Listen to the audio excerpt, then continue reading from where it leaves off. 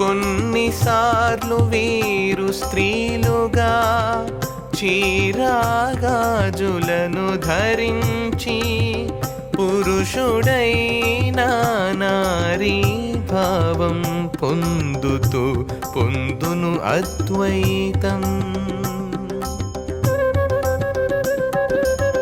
వీరిలో ద్వైతం నాశనమవగా అద్వైత భావం స్వీకరించి కోరికలన్నీ త్యాగం చేసి అర్ధనారీశ్వరము పొందును.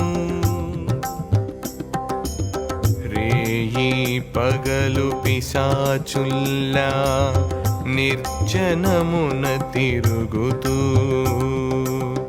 ఎప్పుడు తమలో తమతో మాటలాడుకుంటూ ఉందురు.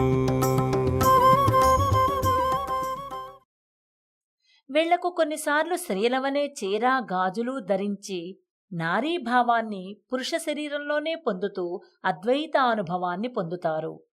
ద్వైత భావాన్ని నశింపచేసి అద్వైత భావాన్ని స్వీకరించి కోరికలను త్యజించి అర్ధనారీశ్వరులవుతారు.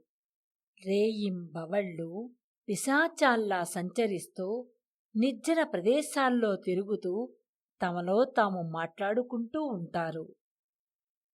శ్రీచంద్రభాను సత్పతి గురుదేవ విరచిత శ్రీ గురు భాగవతం